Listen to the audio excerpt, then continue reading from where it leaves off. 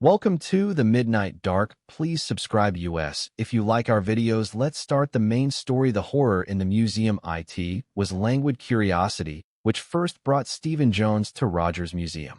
Someone had told him about the queer underground place in Southwark Street across the river, where waxen things so much more horrible than the worst effigies at Madame Tussauds were shown, and he had strolled in one April day to see how disappointing he would find it. Oddly, he was not disappointed.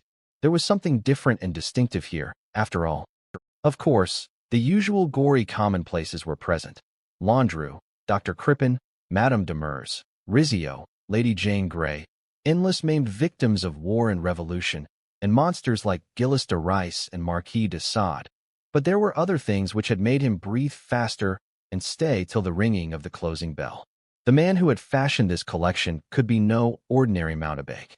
There was imagination, even a kind of diseased genius, in some of this stuff. Later he had learned about George Rogers.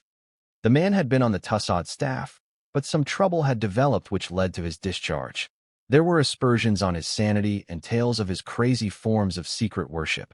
Though latterly his success with his own basement museum had dulled the edge of some criticisms while sharpening the insidious point of others. Teratology and the iconography of nightmare were his hobbies, and even he had had the prudence to screen off some of his worst effigies in a special alcove for adults only. It was this alcove which had fascinated Jones so much. There were lumpish hybrid things which only fantasy could spawn, molded with devilish skill, and colored in a horribly lifelike fashion. Some were the figures of well-known myth, gorgons, chimeras, dragons, cyclops, and all their shuddersome congeners. Others were drawn from darker and more furtively whispered cycles of subterranean legend, black, formless Tsathoggua, many-tentacled Cthulhu, proboscidean Shaunar Fawn, and other rumored blasphemies from forbidden books like the Necronomicon, the Book of Iban, or the Unaussprechlichen Kulten of von Jott. But the worst were wholly original with Rogers, and represented shapes which no tale of antiquity had ever dared to suggest. Several were hideous parodies on forms of organic life we know, while others seemed to be taken from feverish dreams of other planets and galaxies. The wilder painted of Clark Ashton Smith might suggest a few, but nothing could suggest the effect of poignant, loathsome terror created by their great size and fiendishly cunning workmanship, and by the diabolically clever lighting conditions under which they were exhibited. Stephen Jones, as a leisurely connoisseur of the bizarre in art, had sought out Rogers himself in the dingy office and workroom behind the vaulted museum chamber, an evil-looking crypt lighted dimly by dusty windows set slit-like and horizontal in the brick wall on a level with the ancient cobblestones of a hidden courtyard. It was here that the images were repaired, here, too, where some of them had been made. Waxen arms, legs, heads and torsos lay in grotesque array on various benches, while on high tiers of shelves matted wigs, ravenous-looking teeth, and glassy, staring eyes were indiscriminately scattered. Costumes of all sorts hung from hooks, and in one alcove were great piles of flesh-colored wax cakes and shelves filled with paint cans and brushes of every description. In the center of the room was a large melting furnace used to prepare the wax for molding, its firebox topped by a huge iron container on hinges, with a spout which permitted the pouring of melted wax with the merest touch of a finger. Other things in the dismal crypt were less describable, isolated parts of problematical entities whose assembled forms were the phantoms of delirium. At one end was a door of heavy plank, fastened by an unusually large padlock, and with a very peculiar symbol painted over it. Joan, who had once had access to the dreaded Necronomicon, shivered involuntarily as he recognized that symbol. This showman, he reflected, must indeed be a person of disconcertingly wide scholarship in dark and dubious fields. Nor did the conversation of Rogers disappoint him. The man was tall, lean, and rather unkempt, with large black eyes which gazed combustively from a pallid and usually stubble-covered face. He did not resent Jones' intrusion, but seemed to welcome the chance of unburdening himself to an interested person. His voice was of singular depth and resonance, and harbored a sort of repressed intensity bordering on the feverish. Jones did not wonder that many had thought him mad. With every successive call, and such calls became a habit as the weeks went by, Jones had found Rogers more communicative and confidential. From the first, there had been hints of strange faiths and practices on the showman's part, and later on those hints expanded into tales, despite a few odd corroborative photographs, whose extravagance was almost comic. It was sometime in June, on a night when Jones had brought a bottle of good whiskey and plied his host somewhat freely, that the really demented talk first appeared. Before that, there had been wild enough stories, accounts of mysterious trips to Tibet, the African interior, the Arabian desert, the Amazon Valley, Alaska, and certain little-known islands of the South Pacific, plus claims of having read such monstrous and half-fabulous books as the prehistoric Narcotic Fragments and the doll chants attributed to malign and non-human lung. But nothing in all this had been so unmistakably insane as what had cropped out that June evening under the spell of the whiskey. To be plain, Rogers began making vague boasts of having found certain things in nature that no one had found before, and of having brought back tangible evidences of such discoveries. According to his bibulous harangue, he had gone farther than anyone else in interpreting the obscure and primal books he studied, and had been directed by them to certain remote places where strange survivals are hidden, survivals of awns and life cycles earlier than mankind, and in some case connected with other dimensions and other worlds, communication with which was frequent in the forgotten pre-human days. Jones marveled at the fancy which could conjure up such notions, and wondered just what Rogers' mental history had been. Had his work amidst the morbid grotesqueries of Madame Tussauds been the start of his imaginative flights, or was the tendency innate, so that his choice of occupation was merely one of its manifestations? At any rate, the man's work was merely very closely linked with his notions. Even now, there was no mistaking the trend of his blackest hints about the nightmare monstrosities in the screened-off, adults-only alcove. Heedless of ridicule, he was trying to imply that not all of these demoniac abnormalities were artificial. It was Jones' frank skepticism and amusement at these irresponsible claims which broke up the growing cordiality. Rogers, it was clear, took himself very seriously, for he now became morose and resentful, continuing to tolerate Jones only through a dogged urge to break down his wall of urbane and complacent incredulity. Wild tales and suggestions of rites and sacrifices to nameless elder gods continued, and now and then Rogers would lead his guest to one of the hideous blasphemies in the screen-off alcove and point out features difficult to reconcile with even the finest human craftsmanship.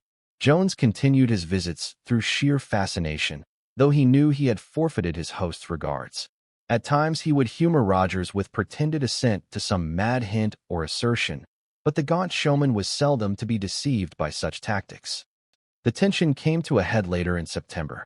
Jones had casually dropped into the museum one afternoon and was wandering through the dim corridors whose horror were now so familiar, when he heard a very peculiar sound from the general direction of Rogers' workroom. Others heard it too, and started nervously as the echoes reverberated through the great vaulted basement. The three attendants exchanged odd glances, and one of them, a dark, taciturn, foreign-looking fellow who always served Rogers as a repairer and assistant designer, smiled in a way which seemed to puzzle his colleagues, and which grated very harshly on some facet of Jones' sensibilities. It was the yelp or scream of a dog, and was such a sound as could be made only under conditions of the utmost fright and agony combined. Its stark, anguized frenzy was appalling to hear, and in this setting of grotesque abnormality it held a double hideousness. Jones remembered that no dogs were allowed in the museum. He was about to go to the door leading into the workroom, when the dark attendant stopped him with a word and a gesture. "Mr. Rogers," the man said in a soft, somewhat accented voice at once apologetic and vaguely sardonic, was out, and there were standing orders to admit no one to the workroom during his absence. As for that yelp, it was undoubtedly something out in the courtyard behind the museum. This neighborhood was full of stray mongrels, and their fights were sometimes shockingly noisy. There were no dogs in any part of the museum, but if Mr. Jones wished to see Mr. Rogers, he might find him just before closing time. After this, Jones climbed the old stone steps to the street outside and examined the squalid neighborhood curiously. The leaning, decrepit buildings, once dwellings but now largely shops and warehouses, were very ancient indeed. Some of them were of a gabled type seeming to go back to Tudor times, and a faint miasmatic stench hung subtly about the whole region. Beside the dingy house whose basement held the museum was a low archway pierced by a dark cobbled alley, and this Jones entered in a vague wish to find the courtyard behind the workroom and settle the affair of the dog comfortably in his mind. The courtyard was dim in the late afternoon light, hemmed in by rear walls even uglier and more intangibly menacing than the crumbling facades of the evil old houses. Not a dog was in sight, and Jones wondered how the aftermath of such a frantic turmoil could have completely vanished so soon. Despite the assistant's statement that no dog had been in the museum, Jones glanced nervously at the 3 small windows of the basement workroom, narrow, horizontal rectangles close to the grass-grown pavement, with grimy panes that stared repulsively and incuriously like the eyes of dead fish. To their left, a worn flight of stairs led to an opaque and heavily bolted door. Some impulse urged him to crouch low on the damp, broken cobblestones and peer in, on the chance that the thick green shades, worked by long cords that hung down to a reachable level, might not be drawn. The outer surfaces were thick with dirt, but as he rubbed them with his handkerchief he saw there was no obscuring curtain in the way of his vision. So shadowed was the cellar from the inside that not much could be made out, but the grotesque working paraphernalia now and then loomed up spectrally as Jones tried each of the windows in turn. It seemed evident at first that no one was within, yet when he peered through the extreme right-hand window, the one nearest the entrance alley, he saw a glow of light at the farther end of the apartment, which made him pause in bewilderment. There was no reason why any light should be there. It was an inner side of the room, and he could not recall any gas or electric fixture near that point. Another look defined the glow as a large vertical rectangle, and a thought occurred to him. It was in that direction that he had always noticed the heavy plank door with the abnormally large padlock, the door which was never opened, and above which was crudely smeared that hideous cryptic symbol from the fragmentary records of forbidden elder magic. It must be open now, and there was a light inside. All his former speculation as to where that door led, and as to what lay behind it, were now renewed with trebly disquieting force. Jones wandered aimlessly around the dismal locality till close to 6 o'clock, when he returned to the museum to make the call on Rogers. He could hardly tell why he wished so especially to see the man just then, but there must have been some subconscious misgivings about that terribly unplaceable canine scream of the afternoon, and about the glow of light in that disturbing and usually unopened inner doorway with the heavy padlock. The attendants were leaving as he arrived, and he thought that Orabona, the dark foreign-looking assistant, eyed him with something like sly, repressed amusement. He did not relish that look, even though he had seen the fellow turn it on his employer many times. The vaulted exhibition room was ghoulish in its desertion, but he strode quickly through it and rapped at the door of the office and workroom. Response was slow in coming, though there were footsteps inside. Finally, in response to a second knock, the lock rattled, and the ancient 6-paneled portal creaked reluctantly open to reveal the slouching, feverish-eyed form of George Rogers. From the first, it was clear that the showman was in an unusual mood. There was a curious mixture of reluctance and actual gloating in his welcome, and his talk at once veered to extravagances of the most hideous and incredible sort. Surviving elder gods, nameless sacrifices, the other than artificial nature of some of the alcove horrors. All the usual boasts, but uttered in a tone of peculiarly increasing confidence. Obviously, Jones reflected, the poor fellow's madness was gaining on him. From time to time Rogers would send furtive glances toward the heavy, padlocked inner door at the end of the room, or toward a piece of coarse burlap on the floor not far from it, beneath which some small object appeared to be lying. Jones grew more nervous as the moments passed, and began to feel as hesitant about mentioning the afternoon's oddities as he had formerly been anxious to do so. Rogers' sepulchrally resonant bass almost cracked under the excitement of his fevered rambling. "Do you remember," he shouted, "what I told you about that ruined city in Indochina where the Chochos lived? You had to admit I'd been there when you saw the photographs, even if you did think I made that oblong swimmer in darkness out of wax. If you'd seen it writhing in the underground pools as I did. Well, this is bigger still.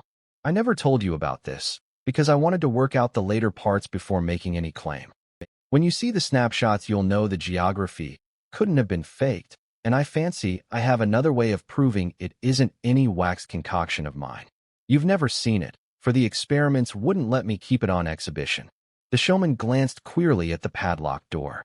It all comes from that long ritual in the 8th Narcotic fragment. When I got it figured out, I saw it could only have one meaning. There were things in the north before the land of Lomar, before mankind existed, and this was one of them. It took us all the way to Alaska and up the Newtack from Fort Morton, but the thing was there, as we knew it would be. Great cyclopean ruins, acres of them. There was less left than we had hoped for, but after 3 million years, what could one expect? And weren't the Eskimo legends all in the right direction? We couldn't get one of the beggars to go with us, and had to sledge all the way back to Nome for Americans. Orabona was no good up in that climate. It made him sullen and hateful. I'll tell you later how we found it. When we got the ice blasted out of the pylons of the central ruin, the stairway was just as we knew it would be. Some carvings still there, and it was no trouble keeping the Yankees from following us in. Orabona shivered like a leaf.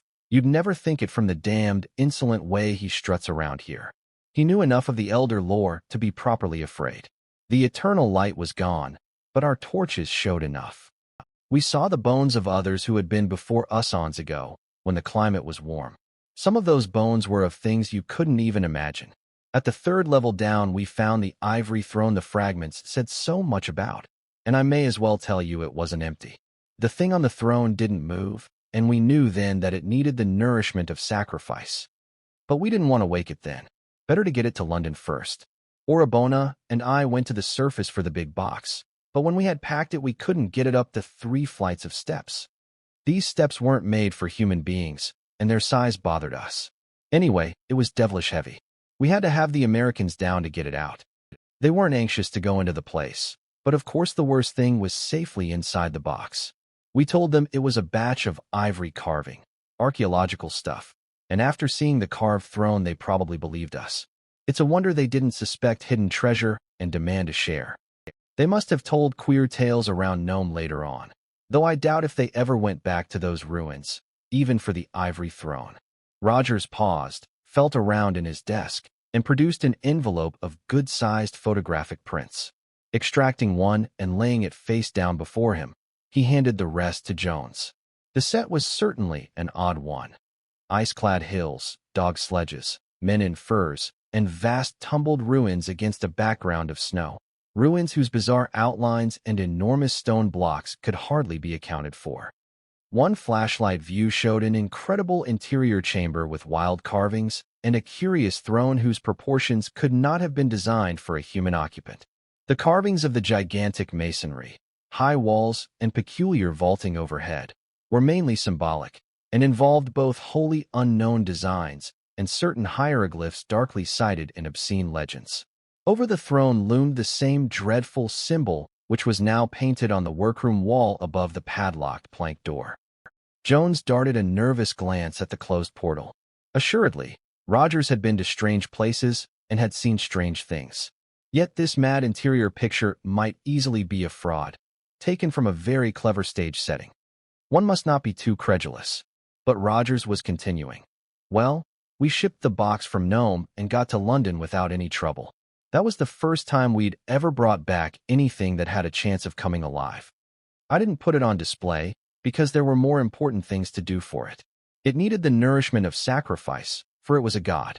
Of course, I couldn't get it the sort of sacrifices which it used to have in its day, for such things don't exist now. But there were other things which might do. The blood is the life, you know. Even the lemurs and elementals that are older than the earth will come when the blood of men or beasts is offered under the right conditions. The expression on the narrator's face was growing very alarming and repulsive, so that Jones fidgeted involuntarily in his chair. Rogers seemed to notice his guest's nervousness and continued with a distinctly evil smile. It was last year that I got it, and ever since then I've been trying rites and sacrifices. Orabona hasn't been much help, for he was always against the idea of waking it. He hates it, probably because he's afraid of what it will come to mean. He carries a pistol all the time to protect himself. Fool, as if there were human protection against it. If I ever see him draw that pistol, I'll strangle him. He wanted me to kill it and make an effigy of it. But I've stuck by my plans, and I'm coming out on top in spite of all the cowards like Orabona and damned sniggering skeptics like you, Jones. I've chanted the rites and made certain sacrifices, and last week the transition came. The sacrifice was received and enjoyed. Rogers actually licked his lips, while Jones held himself uneasily rigid. The showman paused and rose, crossing the room to the piece of burlap at which he had glanced so often. Bending down, he took hold of one corner as he spoke again. You've laughed enough at my work. Now it's time for you to get some facts. Orabona tells me you heard a dog screaming around here this afternoon. Do you know what that meant? Jones started. For all his curiosity, he would have been glad to get out without further light on the point which had so puzzled him. But Rogers was inexorable and began to lift the square of burlap.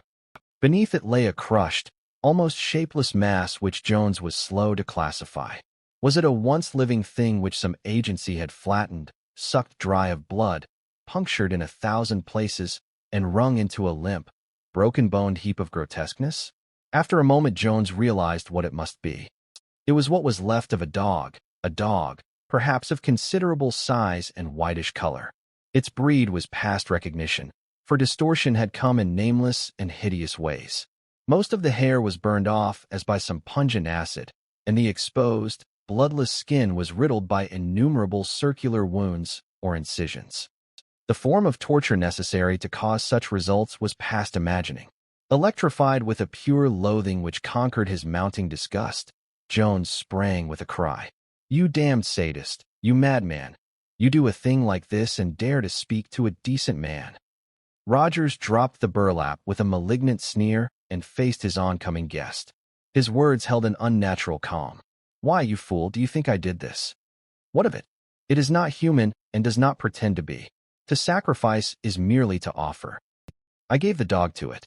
What happened is its work, not mine.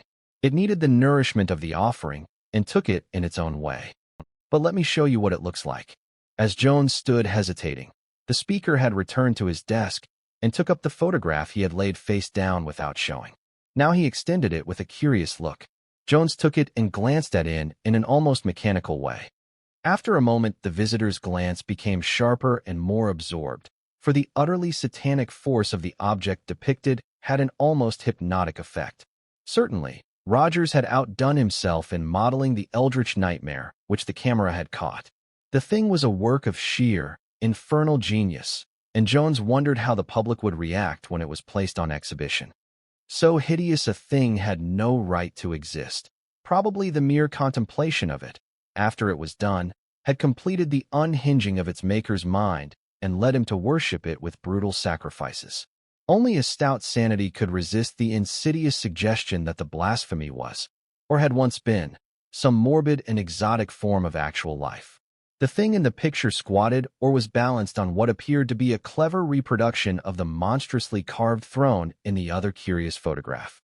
To describe it with any ordinary vocabulary would be impossible, for nothing even roughly corresponding to it has ever come within the imagination of sane mankind. It represented something meant perhaps to be roughly connected with the vertebrates of this planet, though one could not be too sure of that.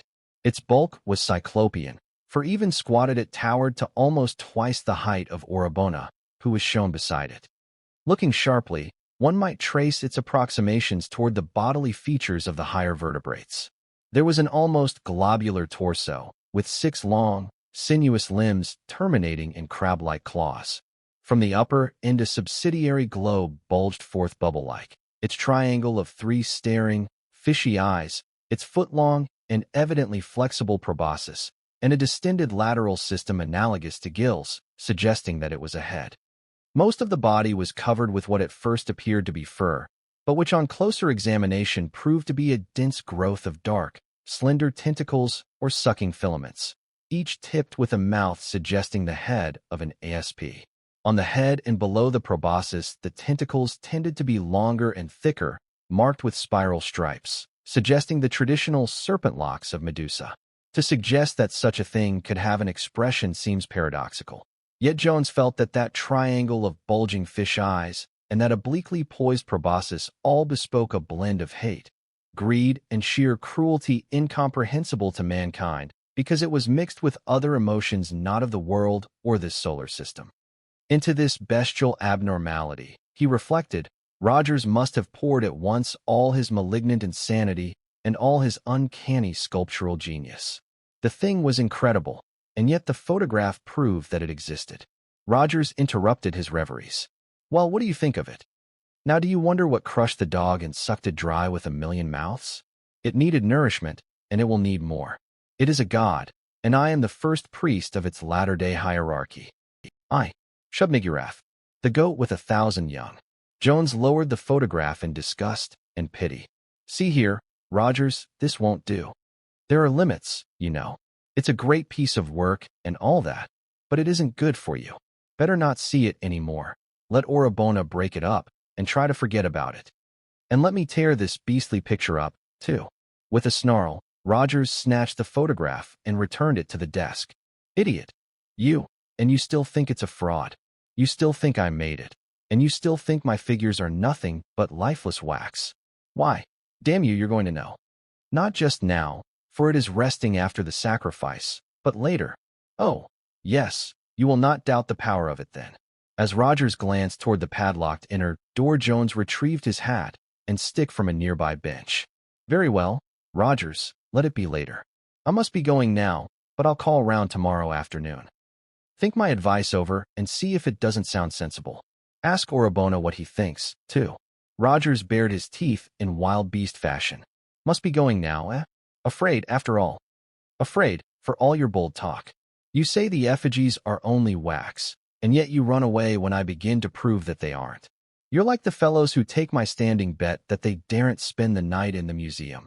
They come boldly enough, but after an hour they shriek and hammer to get out. Want me to ask Orabona, eh? You too, always against me. You want to break down the coming earthly reign of it." Jones preserved his calm. "No, Rogers, there's nobody against you. And I'm not afraid of your figures, either, much as I admire your skill. But we're both a bit nervous tonight, and I fancy some rest will do us good." Again Rogers checked his guest's departure. "Not afraid. Eh. Then why are you so anxious to go? Look here. Do you or don't you dare to stay alone here in the dark? What's your hurry if you don't believe in it?" Some new idea seemed to have struck Rogers, and Jones eyed him closely. "Why, I've no special hurry, but what would be gained by my staying here alone? What would it prove? My only objection is that it isn't very comfortable for sleeping. What good would it do either of us?" This time it was Jones who was struck with an idea. He continued in a tone of conciliation. "See here, Rogers, I've just asked you what it would prove if I stayed, when we both knew. It would prove that your effigies are just effigies, and that you oughtn't to let your imagination go the way it's been going lately. Suppose I do stay. If I stick it out till morning, will you agree to take a new view of things, go on a vacation for 3 months or so, and let Orabona destroy that new thing of yours? Come, now, isn't that fair?" The expression on the showman's face was hard to read. It was obvious that he was thinking quickly, and that of sundry conflicting emotions, malign triumph was getting the upper hand. His voice held a choking quality as he replied, "Fair enough. If you do stick it out, I'll take your advice. We'll go out for dinner and come back. I'll lock you in the display room and go home. In the morning I'll come down ahead of Orabona. He comes half an hour before the rest, and see how you are. But don't try it unless you are very sure of your skepticism. Others have backed out. You have that chance. And I suppose a pounding on the outer door would always bring a constable. You may not like it so well after a while. You'll be in the same building, though not in the same room with it." As they left the rear door into the dingy courtyard, Rogers took with him the piece of burlap, weighted with a gruesome burden. Near the center of the court was a manhole, whose cover the showman lifted quietly, and with a shuddersome suggestion of familiarity. Burlap and all, the burden went down to the oblivion of a cloacal labyrinth. Jones shuddered, and almost shrank from the gaunt figure at his side as they emerged into the street. By unspoken mutual consent, they did not dine together, but agreed to meet in front of the museum at 11. Jones hailed a cab, and breathed more freely when he had crossed Waterloo Bridge and was approaching the brilliantly lighted Strand. He dined at a quiet CAF, and subsequently went to his home in Portland Place to bathe and get a few things. Idly he wondered what Rogers was doing. He had heard that the man had a vast, dismal house in the Walworth Road, full of obscure and forbidden books, occult paraphernalia, and wax images which he did not choose to place on exhibition. Orabona, he understood, lived in separate quarters in the same house. At 11, Jones found Rogers waiting by the basement door in Southwark Street. Their words were few, but each seemed taut with a menacing tension. They agreed that the vaulted exhibition room alone should form the scene of the vigil, and Rogers did not insist that the watcher sit in the special adult alcove of supreme horrors. The showman, having extinguished all the lights with switches in the workroom, locked the door of that crypt with one of the keys on his crowded ring. Without shaking hands, he passed out the street door, locked it after him, and passed up the worn steps to the sidewalk outside. As his tread receded, Jones realized that the long, tedious vigil had commenced. Later, in the utter blackness of the great arched cellar, Jones cursed the childish knavery which had brought him there. For the first half-hour he had kept flashing his pocket light at intervals, but now just sitting in the dark on one of the visitors' benches had become a more nerve-wracking thing. Every time the beam shot out, it lighted up some morbid, grotesque object: a guillotine, a nameless hybrid monster, a pasty-bearded face crafty with evil, a body with red torrents streaming from a severed throat. Jones knew that no sinister reality was attached to these things, but after that first half-hour he preferred not to see them. Why he had bothered to humor that madman he could scarcely imagine. It would have been much simpler merely to have let him alone, or to have called in a mental specialist. Probably, he reflected, it was the fellow feeling of one artist for another. There was so much genius in Rogers that he deserved every possible chance to be helped quietly out of his growing mania. Any man who could imagine and construct the incredibly lifelike things that he had produced was not far from actual greatness. He had the fancy of a cyme or a door joined to the minute, scientific craftsmanship of a Blatchka. Indeed, he had done for the world of nightmare what the Blatchkas, with their marvelously accurate plant models of finely wrought and colored glass, had done for the world of botany. At midnight the strokes of a distant clock filtered through the darkness, and Jones felt cheered by the message from a still surviving outside world.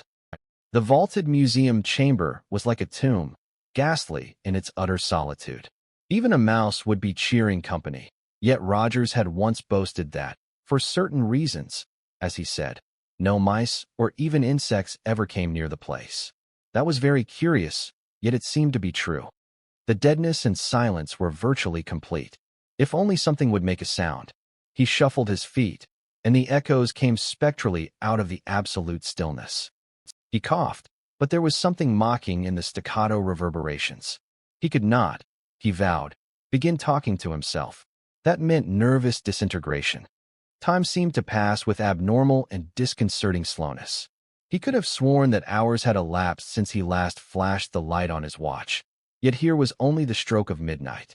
He wished that his senses were not so preternaturally keen. Something in the darkness and stillness seemed to have sharpened them, so that they responded to faint intimations hardly strong enough to be called true impressions. His ears seemed at times to catch a faint, elusive susurrus which could not quite be identified with the nocturnal hum of the squalid streets outside, and he thought of vague, irrelevant things like the music of the spheres and the unknown, inaccessible life of alien dimensions pressing on our own. Rogers often speculated about such things. The floating specks of light in his blackness-drowned eyes seemed inclined to take on curious symmetries of pattern and motion. He had often wondered about those strange rays from the unplumbed abyss which scintillate before us in the absence of all earthly illumination, but he had never known any that behaved just as these were behaving. They lacked the restful aimlessness of ordinary light specks, suggesting some will and purpose remote from any terrestrial conception. Then there was that suggestion of odd stirrings. Nothing was open, yet in spite of the general draftlessness Jones felt that the air was not uniformly quiet. There were intangible variations in pressure, not quite decided enough to suggest the loathsome pawings of unseen elementals. It was abnormally chilly, too. He did not like any of this. The air tasted salty, as if it were mixed with the brine of dark subterranean waters, and there was a bare hint of some odor of ineffable mustiness. In the daytime, he had never noticed that the waxen figures had an odor. Even now, that half-received hint was not the way wax figures ought to smell. It was more like the faint smell of specimens in a natural history museum. Curious, in view of Rogers' claims that his figures were not all artificial. Indeed, it was probably that claim which made one's imagination conjure up the olfactory suspicion. One must guard against excesses of imagination. Had not such things driven poor Rogers mad? But the utter loneliness of this place was frightful. Even the distant chimes seemed to come from across cosmic gulfs. It made Jones think of that insane picture which Rogers had showed him, the wildly carved chamber with the cryptic throne which the fellow had claimed was part of a 3 million-year-old ruin in the shunned and inaccessible solitudes of the Arctic. Perhaps Rogers had been to Alaska, but that picture was certainly nothing but stage scenery. It couldn't normally be otherwise, with all that carving and those terrible symbols, and that monstrous shape supposed to have been found on that throne. What a flight of diseased fancy! Jones wondered just how far he actually was from the insane masterpiece in wax. Probably it was kept behind that heavy, padlocked plank door leading somewhere out of the workroom. But it would never do to brood about a waxen image. Was not the present room full of such things, some of them scarcely less horrible than the dreadful IT? And beyond a thin canvas screen on the left was the adults-only alcove with its nameless phantoms of delirium. The proximity of the numberless waxen shapes began to get on Jones' nerves more and more as the quarter hours wore on. He knew the museum so well that he could not get rid of their usual images, even in the total darkness. Indeed, the darkness had the effect of adding to the remembered images certain very disturbing imaginative overtones. The guillotine seemed to creak, and the bearded face of Landru, slayer of his 50 wives, twisted itself into expressions of monstrous menace. From the severed throat of Madame Demers a hideous bubbling sound seemed to emanate, while the headless, legless victim of a trunk murder tried to edge closer and closer on its gory stumps. Jones began shutting his eyes to see if that would dim the images, but found it was useless. Besides, when he shut his eyes, the strange, purposeful patterns of light specks became more disturbingly pronounced. Then suddenly he began trying to keep the hideous images he had formerly been trying to banish. He tried to keep them because they were giving place to still more hideous ones. In spite of himself, his memory began reconstructing the utterly non-human blasphemies that lurked in the obscurer corners, and these lumpish hybrid growths oozed and wriggled toward him as though hunting him down in a circle. Black Tsathoggua molded itself from a toad-like gargoyle to a long, sinuous line with hundreds of rudimentary feet, and a lean, rubbery night gaunt spread its wings as if to advance and smother the watcher. Jones braced himself to keep from screaming. He knew he was reverting to the traditional terrors of his childhood and resolved to use his adult reason to keep the phantoms at bay. It helped a bit, he found, to flash the light again. Frightful as were the images it showed, these were not as bad as what his fancy called out of the utter blackness. But there were drawbacks. Even in the light of his torch, he could not help suspecting a slight, furtive trembling on the part of the canvas partition screening off the terrible adults-only alcove. He knew what lay beyond, and shivered. Imagination called up the shocking forms of fabulous Yog-Sothoth, only a congeries of iridescent globes, yet stupendous in its malign suggestiveness. What was this accursed mass slowly floating toward him and bumping on the partition that stood in the way? A small bulge in the canvas far to the right suggested the sharp horn of Nofgage, the hairy myth thing of the Greenland ice, that walked sometimes on 2 legs, sometimes on 4, and sometimes on 6. To get this stuff out of his head, Jones walked boldly toward the hellish alcove with torch burning steadily. Of course, none of his fears was true. Yet were not the long, facial tentacles of great Cthulhu actually swaying, slowly and insidiously? He knew they were flexible, but he had not realized that the draft caused by his advance was enough to set them in motion. Returning to his former seat outside the alcove, he shut his eyes and let the symmetrical light specks do their worst. The distant clock boomed a single stroke. Could it be only one? He flashed the light on his watch and saw that it was precisely that hour. It would be hard indeed waiting for the morning. Rogers would be down at about 8 o'clock, ahead of even Orabona. It would be light outside in the main basement long before that, but none of it could penetrate here. All the windows in this basement had been bricked up, but the 3 small ones facing the court. A pretty bad wait, all told. His ears were getting most of the hallucinations now, for he could swear he heard stealthy, plodding footsteps in the workroom beyond the closed and locked door. He had no business thinking of that unexhibited horror which Rogers called it. The thing was a contamination. It had driven its maker mad, and now even its picture was calling up imaginative terrors. It was very obviously beyond that padlocked door of heavy planking. Those steps were certainly pure imagination. Then he thought he heard the key turn in the workroom door. Flashing on his torch, he saw nothing but the ancient six-paneled portla in its proper position. Again he tried darkness and closed his eyes, but there followed a harrowing illusion of creaking, not the guillotine this time, but the slow, furtive opening of the workroom door. He would not scream. Once he screamed, he would be lost. There was a sort of padding or shuffling audible now, and it was slowly advancing toward him. He must retain command of himself. Had he not done so when the nameless brain shape tried to close in on him? The shuffling crept nearer, and his resolution failed. He did not scream, but merely gulped out a challenge. "Who goes there? Who are you? What do you want?" There was no answer, but the shuffling kept on. Jones did not know which he feared most to do: turn on his flashlight or stay in the dark while the thing crept upon him. This thing was different, he felt profoundly, from the other terrors of the evening. His fingers and throat worked spasmodically. Silence was impossible, and the suspense of utter blackness was beginning to be the most intolerable of all conditions. Again he cried out hysterically, "Halt! Who goes there?" as he switched on the revealing beam of his torch. Then, paralyzed by what he saw, he dropped the flashlight and screamed, not once, but many times.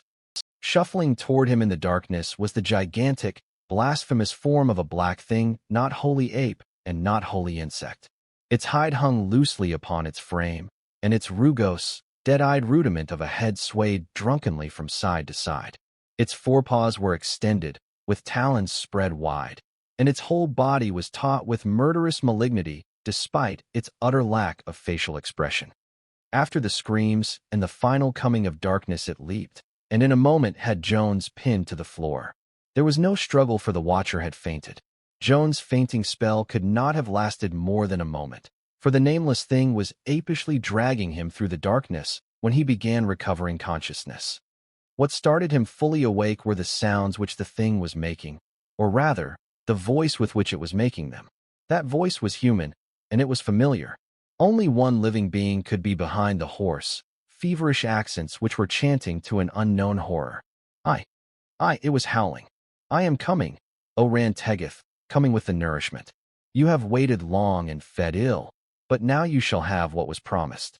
That and more, for instead of Orabona, it will be one of high degree who has doubted you. You shall crush and drain him with all his doubts, and grow strong thereby. And ever after among men he shall be shown as a monument to your glory. Ran-Tegith, infinite and invincible, I am your slave and high priest. You are hungry, and I shall provide. I read the sign, and have led you forth. I shall feed you with blood, and you shall feed me with power. I, Shub-Niggurath, the goat with 1,000 young." In an instant all the terrors of the night dropped from Jones like a discarded cloak. He was again master of his mind, for he knew the very earthly and material peril he had to deal with. This was no monster of fable, but a dangerous madman. It was Rogers, dressed in some nightmare covering of his own insane designing, and about to make a frightful sacrifice to the devil god he had fashioned out of wax. Clearly, he must have entered the workroom from the reed courtyard, donned his disguise, and then advanced to seize his neatly trapped and fear-broken victim. His strength was prodigious, and if he was to be thwarted, one must act quickly. Counting on the madman's confidence in his unconsciousness, he determined to take him by surprise, while his grip was relatively lax. The feel of a threshold told him he was crossing into the pitch-black workroom. With the strength of mortal fear, Jones made a sudden spring from the half-recumbent posture in which he was being dragged. For an instant he was free of the astonished maniac's hands, and in another instant a lucky lunge in the dark had put his own hands at his captor's weirdly concealed throat.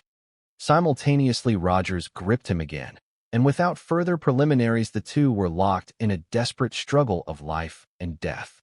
Jones' athletic training, without doubt, was his sole salvation, for his mad assailant, freed from every inhibition of fair play, decency, or even self-preservation, was an engine of savage destruction as formidable as a wolf or panther. Guttural cries sometimes punctured the hideous tussle in the dark. Blood spurted, clothing ripped, and Jones at last felt the actual throat of the maniac, shorn of its spectral mask. He spoke not a word, but put every ounce of energy into the defense of his life. Rogers kicked, gouged, butted, bit, clawed, and spat, yet found strength to yelp out actual sentences at times. Most of his speech was in a ritualistic jargon full of references to it, or Rantegeth, and to Jones' overwrought nerves it seemed as if the cries echoed from an infinite distance of demoniac snortings and bayings. Toward the last they were rolling on the floor, overturning benches or striking against the walls and the brick foundations of the central melting furnace. Up to the very end Jones could not be certain of saving himself, but chance finally intervened in his favor. A jab of his knee against Rogers' chest produced a general relaxation, and a moment later he knew he had won. Though hardly able to hold himself up, Jones rose and stumbled about the walls seeking the light switch, for his flashlight was gone, together with most of his clothing. As he lurched along, he dragged his limp opponent with him, fearing a sudden attack when the madman came to. Finding the switchbox, he fumbled till he had the right handle. Then, as the wildly disordered workroom burst into sudden radiance, he set about binding Rogers with such cords and belts as he could easily find. The fellow's disguise, or what was left of it, seemed to be made of a puzzling, queer sort of leather. For some reason it made Jones' flesh crawl to touch it, and there seemed to be an alien, rusty odor about it.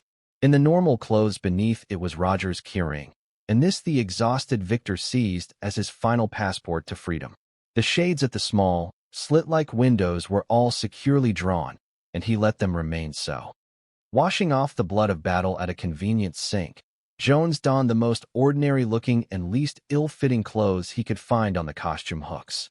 Testing the door to the courtyard, he found it fastened with a spring lock which did not require a key from the inside. He kept the keyring, however, to admit him on his return with aid, for plainly, the thing to do was to call in an alienist. There was no telephone in the museum, but it would not take long to find an all-night restaurant or chemist shop where one could be had. He had almost opened the door when a torrent of hideous abuse from across the room told him that Rogers, whose visible injuries were confined to a long, deep scratch down the left cheek, had regained consciousness. Fool, spawn of Nothyidik and effluvium of Cthon, son of the dogs that howl in the maelstrom of Azathoth. You would have been sacred and immortal, and now you are betraying it, and its priest. Beware, for it is hungry. It would have been Orabona, that damned treacherous dog ready to turn against me and it, but I give you the honor instead. Now you must both beware, for it is not gentle without its priest. Aye. Vengeance is at hand. Do you know you would have been immortal? Look at the furnace. There is a fire ready to light, and there is wax in the kettle. I would have done with you as I have done with other once living forms. Hey, you, who have vowed all my effigies are waxen, would have become a waxen effigy yourself. The furnace was all ready, when it had had its fill, and you were like that dog I showed you. I would have made your flattened, punctured fragments immortal. Wax would have done it. Haven't you said I'm a great artist? Wax in every pore, wax over every square inch of you. Aye. And ever after the world would have looked at your mangled carcass and wondered how I ever imagined and made such a thing. Hey, and Orabona would have come next, and others after him, and thus would my waxen family have grown. Dog, do you still think I made all my effigies? Why not say preserved? You know by this time the strange places I've been to, and the strange things I've brought back. Coward, you could never face the dimensional shambler whose hide I put on to scare you. The mere sight of it alive, or even the full-fledged thought of it, would kill you instantly with fright. Aye. It waits hungry for the blood that is the life. Rogers, propped against the wall, swayed to and fro in his bonds. See here, Jones, if I let you go, will you let me go? It must be taken care of by its high priest. Orabona will be enough to keep it alive, and when he is finished I will make his fragments immortal in wax for the world to see. It could have been you, but you have rejected the honor. I won't bother you again. Let me go, and I will share with you the power that it will bring me. Aye. Great is Rantegeth. Let me go? It is starving down there beyond that door, and if it dies the old ones can never come back. Hey, let me go. Jones merely shook his head, though the hideousness of the showman's imaginings revolted him. Rogers, now staring wildly at the padlocked plank door, thumped his head again and again against the brick wall and kicked with his tightly bound ankles. Jones was afraid he would injure himself and advanced to bind him more firmly to some stationary object. Writhing, Rogers edged away from him and set up a series of frenetic ululations whose utter, monstrous unhumanness was appalling, and whose sheer volume was almost incredible. It seemed impossible that any human throat could produce noises so loud and piercing, and Jones felt that if this continued, there would be no need to telephone for aid. It could not be long before a constable would investigate, even granting that there were no listening neighbors in this deserted warehouse district. Zawai, Zawai, howled the madman. Ika ha Hawaii, Rantegeth Cthulhu, Thani, Ei, Rantiokth, Rantegeth. The tautly trussed creature, who had started squirming his way across the littered floor, now reached the padlocked plank door and commenced knocking his head thunderously against it. Jones dreaded the task of binding him further and wished he were not so exhausted from his previous struggle. This violent aftermath was getting hideously on his nerves, and he began to feel a return of the nameless qualms he had felt in the dark. Everything about Rogers and his museum was so hellishly morbid and suggestive of black vistas beyond life. It was loathsome to think of the waxen masterpiece of abnormal genius, which must at this very moment be lurking close at hand in the blackness beyond the heavy, padlocked door. At now something happened which sent an additional chill down Jones' spine and caused every hair, even the tiny growth on the backs of his hands, to bristle with a vague fright beyond classification. Rogers had suddenly stopped screaming and beating his head against the stout plank door and was straining up to a sitting position, head cocked on one side, as if listening intently for something. All at once a smile of devilish triumph overspread his face, and he began speaking intelligibly again, this time in a hoarse whisper contrasting oddly with his former stentorian howling. "Listen, fool. Listen hard. It has heard me, and is coming. Can't you hear it splashing out of its tank down there at the end of the runway? I dug it deep because there was nothing too good for it. It is amphibious, you know. You saw the gills in the picture. It came to the earth from lead gray Yugoth, where the cities are under the warm deep sea. It can't stand up in there, too tall, has to sit down or crouch. Let me get my keys. We must let it out and kneel down before it. Then we will go out and find a dog or cat, or perhaps a drunken man, to give it the nourishment it needs." It was not what the madman said, but the way he said it, that disorganized Jones so badly. The utter, insane confidence and sincerity in that crazed whisper were damnably contagious. Imagination, such a stimulus, could find an active menace in the devilish wax figure that lurked unseen just beyond the heavy planking. Eyeing the door in unholy fascination, Jones notices that it bore several distinct cracks, though no marks of violent treatment were visible on this side. He wondered how large a room or closet lay behind it, and how the waxen figure was arranged. The maniac's idea of a tank and runway was as clever as all his other imaginings. Then, in one terrible instant, Jones completely lost the power to draw a breath. The leather belt he had seized for Rogers' further strapping fell from his limp hands, and a spasm of shivering convulsed him from head to foot. He might have known the place would drive him mad as it had driven Rogers, and now he was mad. He was mad, for he now harbored hallucinations more weird than any which had assailed him earlier that night. The madman was bidding him hear the splashing of a mythical monster in a tank beyond the door, and now, God help him, he did hear it. Rogers saw the spasm of horror reach Jones' face and transform it to a staring mask of fear. He cackled. "At last, fool, you believe. At last you know. You hear it, and it comes.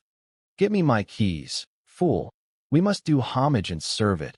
But Jones was past paying attention to any human words, mad or sane.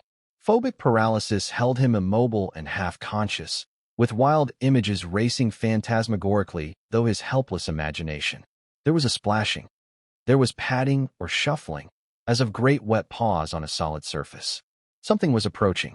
Into his nostrils, from the cracks in that nightmare plank door, poured a noisome animal stench like, and yet unlike, that of the mammal cages at the zoological gardens in Regent's Park. He did not know where Rogers was talking or not. Everything real had faded away, and he was a statue obsessed with dreams and hallucinations so unnatural that they became almost objective and remote from him. He thought he heard a sniffing or snorting from the unknown gulf beyond the door, and when a sudden bang, trumpeting noise assailed his ears, he could not feel sure that it came from the tightly bound maniac whose image swam uncertainly in his shaken vision. The photograph of that accursed, unseen wax thing persisted in floating through his consciousness. Such a thing had no right to exist, had it not driven him mad. Even as he reflected, a fresh evidence of madness beset him. Something, he thought, was fumbling with the latch of the heavy padlocked door. It was patting and pawing and pushing at the planks. There was a thudding on the stout wood, which grew louder and louder. The stench was horrible, and now the assault on that door from the inside was a malign, determined pounding like the strokes of a battering ram. There was an ominous cracking, a splintering, a welling fader, a falling plank, a black paw ending in a crab-like claw. Help! Help! God help me! Ay. With intense effort, Jones is today able to recall a sudden bursting of his fear paralysis into the liberation of frenzied automatic flight. What he evidently did must have paralleled curiously the wild, plunging flights of maddest nightmares, for he seems to have leaped across the disordered crypt at almost a single bound, yanked open the outside door, which closed and locked itself after him with a clatter, sprung up the worn stone steps 3 at a time, and raced frantically and aimlessly out of that dark cobblestoned court and through the squalid streets of Southwark. Here the memory ends. Jones does not know how he got home, and there is no evidence of his having hired a cab. Probably he raced all the way by blind instinct, over Waterloo Bridge, along the Strand and Charing Cross, and up Haymarket and Regent Street to his own neighborhood. He still had on the queer melange of museum costumes when he grew conscious enough to call the doctor. A week later, the nerve specialists allowed him to leave his bed and walk in the open air. But he had not told the specialists much. Over his whole experience hung a pall of madness and nightmare, and he felt that silence was the only course. When he was up, he scanned intently all the papers which had accumulated since that hideous night, but found no reference to anything queer at the museum. How much, after all, had been reality? Where did reality end and morbid dream begin? Had his mind gone wholly to pieces in that dark exhibition chamber, and had the whole fight with Rogers been a phantasm of fever? It would help to put him on his feet if he could settle some of these maddening points. He must have seen that damnable photograph of the wax image called It, for no brain but Rogers could ever have conceived such a blasphemy. It was a fortnight before he dared to enter Southwark Street again. He went in the middle of the morning, when there was the greatest amount of sane, wholesome activity around the ancient, crumbling shops and warehouses. The museum sign was still there, and as he approached he saw that the place was still open. The gateman nodded in pleasant recognition as he summoned up the courage to enter, and in the vaulted chamber below an attendant touched his cap cheerfully. Perhaps everything had been a dream. Would he dare to knock at the door of the workroom and look for Rogers?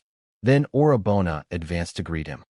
His dark, sleek face was a trifle sardonic, but Jones felt that he was not unfriendly. He spoke with a trace of accent. "Good morning, Mr. Jones. It is some time since we have seen you here. Did you wish Mr. Rogers?" "I'm sorry, but he is away. He had word of business in America and had to go." "Yes, it was very sudden. I am in charge now, here and at the house. I try to maintain Mr. Rogers' high standard till he is back." The foreigner smiled, perhaps from affability alone. Jones scarcely knew how to reply, but managed to mumble out a few inquiries about the day after his last visit. Orabona seemed greatly amused by the questions, and took considerable care in framing his replies. "Oh, yes, Mr. Jones, the 28th of last month. I remember it for many reasons. In the morning, before Mr. Rogers got here, you understand, I found the workroom in quite a mess. There was a great deal of cleaning up to do. There had been late work, you see. Important new specimen given its secondary baking process. I took complete charge when I came. It was a hard specimen to prepare, but of course Mr. Rogers had taught me a great deal. He is, as you know, a very great artist. When he came he helped me complete the specimen, helped very materially, I assure you. But he left soon, without even greeting the men. As I tell you, he was called away suddenly. There were important chemical reactions involved. They made loud noises. In fact, some teamsters in the court outside fancy they heard several pistol shots. Very amusing idea. As for the new specimen, that matter is very unfortunate. It is a great masterpiece, designed and made, you understand, by Mr. Rogers. He will see about it when he gets back. Again, Orabona smiled. The police, you know. We put it on display a week ago, and there were 2 or 3 faintings. One poor fellow had an epileptic fit in front of it. You see, it a trifle stronger than the rest. Larger, for one thing. Of course, it was in the adult alcove. The next day, a couple of men from Scotland Yard looked it over and said it was too morbid to be shown. Said we'd have to remove it. It was a tremendous shame, such a masterpiece of art. But I didn't deal justified in appealing to the courts in Mr. Rogers' absence. He would not like so much publicity with the police now, but when he gets back. For some reason or other, Jones felt a mounting tide of uneasiness and repulsion. But Orabona was continuing. You are a connoisseur, Mr. Jones. I am sure I violate no law in offering you a private view. It may be, subject of course, to Mr. Rogers' wishes, that we shall destroy the specimen some day, but that would be a crime. Jones had a powerful impulse to refuse the sight and flee precipitately, but Orabona was leading him forward by the arm with an artist's enthusiasm. The adult alcove, crowded with nameless horrors, held no visitors. In the farther corner a large niche had been curtained off, and to this the smiling assistant advanced. You must know, Mr. Jones, that the title of this specimen is The Sacrifice to Rantegeth. Jones started violently, but Orabona appeared not to notice. The shapeless, colossal god is a feature in certain obscure legends which Mr. Rogers had studied. All nonsense, of course, as you've so often assured Mr. Rogers. It is supposed to have come from outer space, and to have lived in the Arctic 3 million years ago. It treated its sacrifices rather peculiarly and horribly, as you shall see. Mr. Rogers had made it fiendishly lifelike, even to the face of the victim. Now trembling violently, Jones clung to the brass railing in front of the curtained niche. He almost reached out to stop Orabona when he saw the curtain beginning to swing aside, but some conflicting impulse held him back. The foreigner smiled triumphantly. Behold, Jones reeled in spite of his grip on the railing. God, great God, fully 10 feet high despite a shambling, crouching attitude expressive of infinite cosmic malignancy.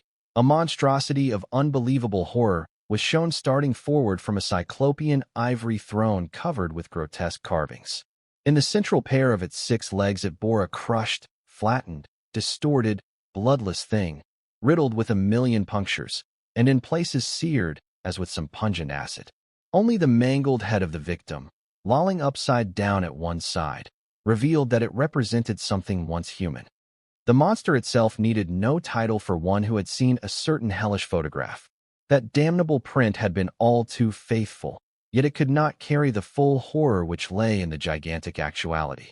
The globular torso, the bubble-like suggestion of a head, the 3 fishy eyes, the foot-long proboscis, the bulging gills, the monstrous capillation of aspa-like suckers, the 6 sinuous limbs with their black paws and crab-like claws. God, the familiarity of the black paw ending in a crab-like claw. Orabona's smile was utterly damnable. Jones choked and stared at the hideous exhibit with a mounting fascination which perplexed and disturbed him. What half-revealed horror was holding and forcing him to look longer and search out details. This had driven Rogers mad. Rogers, supreme artist, said they weren't artificial. Then he localized the thing that held him. It was the crushed waxen victim's lolling head, and something that it implied. This head was not entirely devoid of a face, and that face was familiar. It was like the mad face of poor Rogers. Jones peered closer, hardly knowing why he was driven to do so. Wasn't it natural for a mad egotist to mold his own features into his masterpiece? Was there anything more that subconscious vision had seized on and suppressed in sheer terror? The wax of the mangled face had been handled with boundless dexterity. Those punctures, how perfectly they reproduced the myriad wounds somehow inflicted on that poor dog. But there was something more. On the left cheek one could trace an irregularity which seemed outside the general scheme. as if the sculptor had sought to cover up a defect of his first modeling. The more Jones looked at it, the more mysteriously it horrified him. And then, suddenly, he remembered a circumstance which brought his horror to a head. That night of hideousness, the tussle, the bound madman, and the long, deep scratch down the left cheek of the actual living Rogers. Jones, releasing his desperate clutch on the railing, sank in a total faint. Orabona continued to smile.